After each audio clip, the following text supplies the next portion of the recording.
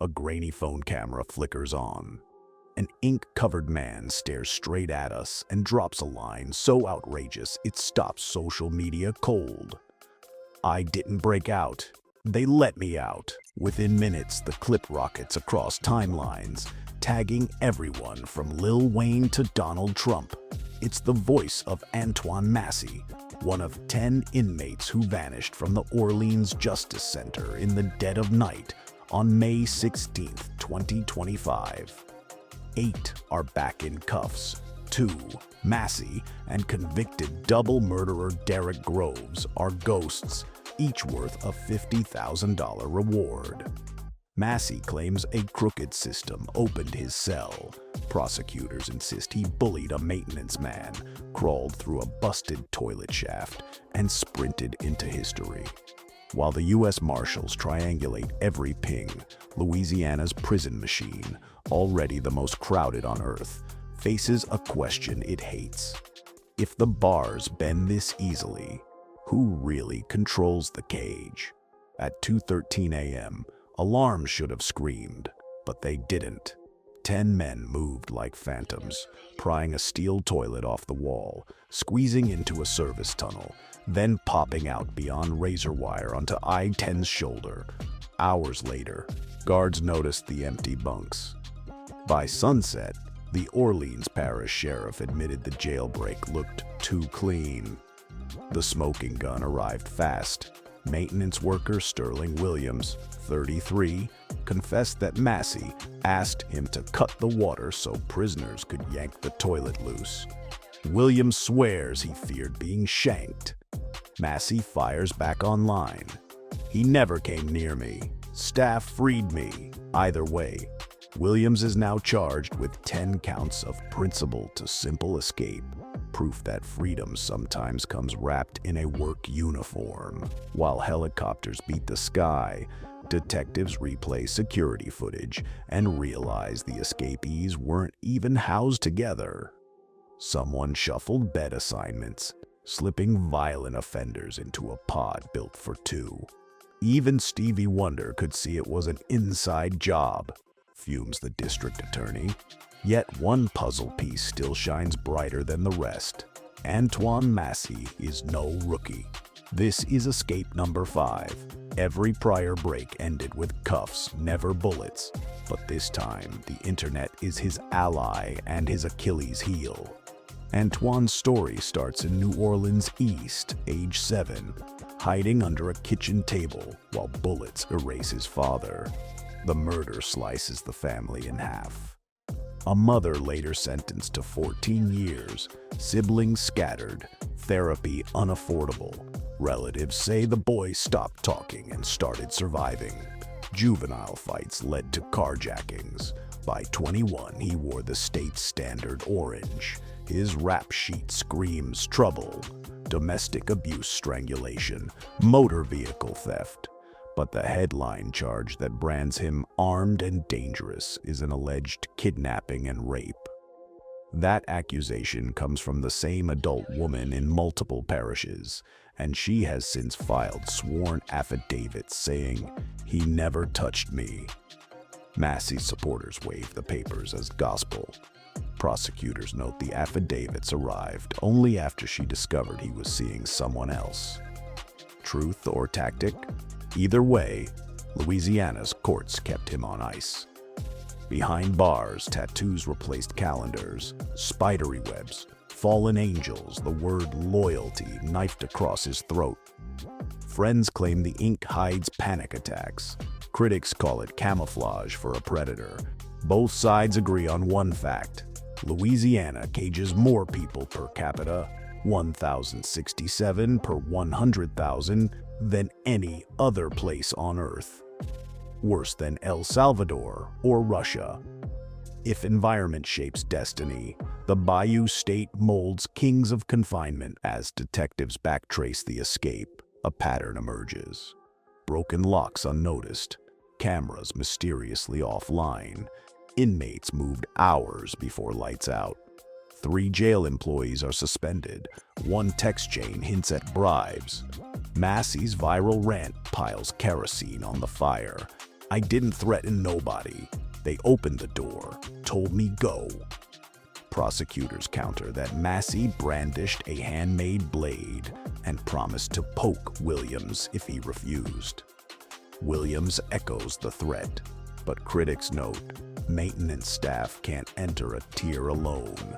Policy requires an armed deputy escort. So how did Williams stroll in unguarded?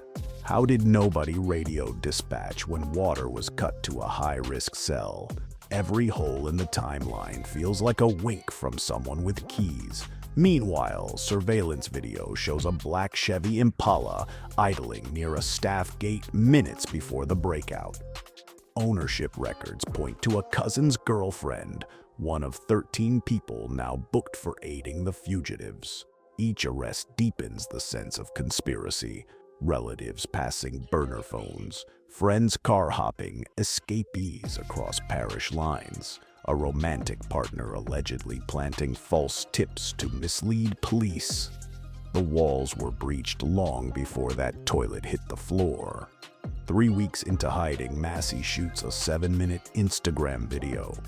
He sits against beige cabinets, fluorescent light buzzing. Paperwork rustles as he rattles off case numbers, calling every charge cap.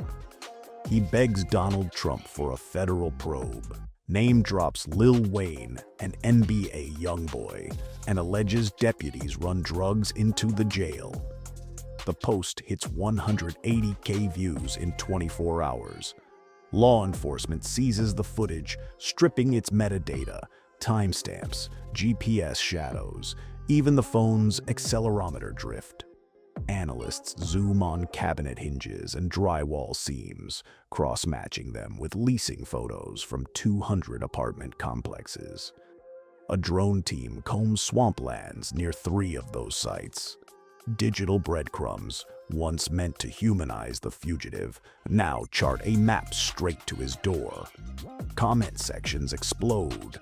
Half the viewers scream, "Free Antoine," citing the recanted victim.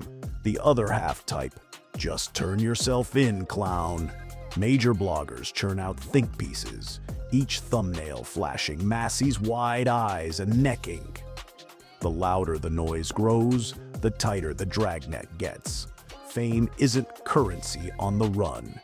It's a neon arrow over your hideout. Police kick in the door of a modest brick house on 4th Street and haul out Antoine Massey, Antoine's 31-year-old sister. She's booked as an accessory after the fact, the 13th name on a growing list. Court docs say she deleted a shared, live location the moment detectives closed in. A love interest, Diamond White, faces a warrant for allegedly phoning false sightings. Overnight, birthdays and cookouts become evidence lockers. Family grief spills onto TikTok. Antoine's aunt, eyes puffy, tells 50K followers, "Y'all turning my nephew into a monster. He watched his daddy get executed in front of him. Of course he's broken." She begs bloggers to quit cracking jokes, begs her nephew not to go out like a fight scene, begs God to keep him from offing himself if he's cornered. The clip is raw, shaky, and heartbreakingly human. Yet the manhunt shows no mercy.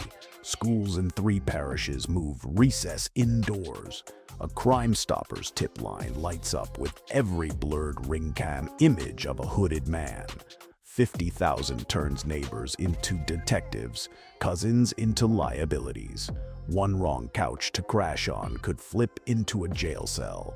Freedom has become hostage taker, squeezing everyone who ever loved the fugitive.